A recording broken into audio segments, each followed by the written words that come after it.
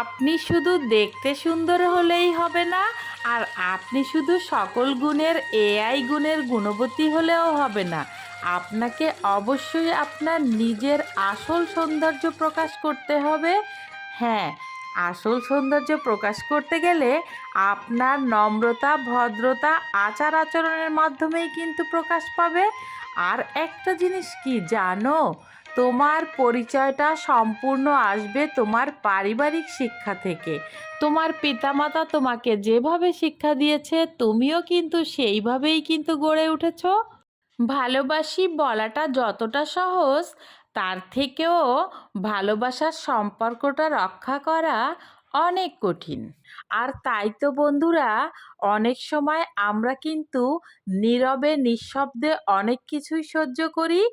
আর হ্যাঁ, মানুষকে ভালোবাসতে হলে সুন্দর একটা মন থাকা চাই। টাকা দিয়ে কখনো ভালোবাসা অর্জন করা যায় না। আর ভালোবাসা অর্জন করতে গেলে টাকারও কিছু প্রয়োজন আছে। তাই বলে মানুষকে কখনো ছোট করে দেখো না। একটা সময় পর প্রতিটা মানুষেরই প্রকাশ ঘটে। আর তাই তো মানুষ আজ যে নীরবে নিঃশব্দে তোমাকে সহ্য করছে, কাল কিন্তু তার প্রকাশ ঘটবেই।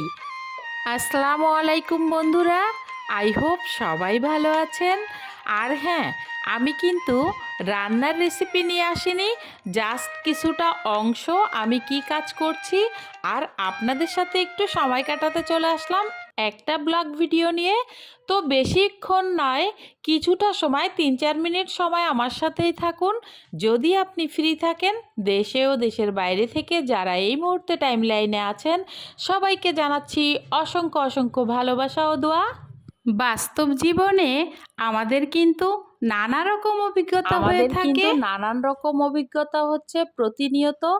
আর এই প্রতিনিয়ত যে অভিজ্ঞতাগুলো হচ্ছে, সেটাকে কিন্তু আমরা বাস্তব জীবনে কিছুটা হলেও কাজে লাগাতে পারবো।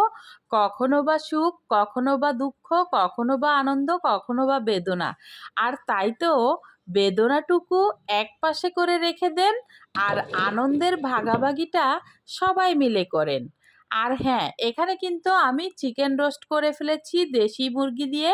আর আমি কিন্তু দেখতেই পাচ্ছেন একটু পোলাও রান্না করছি রাইস কুকারে। আর ওখানে আমি আরেকটু ব্রয়লার মুরগি দিয়ে একটা কারি রান্না করছি। তো যা হোক বন্ধুরা, মনে হলো আজ একটু আপনাদের সাথে গল্প করব, তাই রান্নার ফাঁকে আমি একটু গল্প করে নিচ্ছি আর খাবারগুলো রেডি করছি। তো সবাই নিশ্চয়ই অনেক অনেক ভালোবাসা দিয়ে সবসময় আমার পাশে আছেন। যে সকল বন্ধুরা আমার এই পরিবারে এখনো পর্যন্ত আমাকে সমানে সাপোর্ট দিয়ে যাচ্ছেন, ভালোবাসা দিচ্ছেন, আমি আপনাদের কাছে সত্যি কৃতজ্ঞতা প্রকাশ করার ভাষা আমার নাই।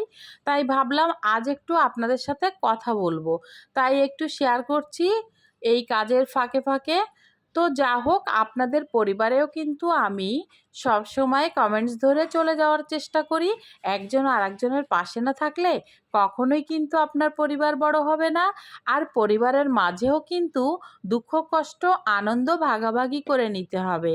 আর একটা কথা কি জানেন, এখানে অনেক ধরনের মানুষ আমরা কাজ করছি। তো সবাই সবাইকে যদি মেনে নিতে না পারি, তাহলে আপনি যত বড়ই কন্টেন্ট ক্রিয়েটর হন না কেন, আপনার পতন অনিবার্য। এটাই আমার মনে হয়েছে।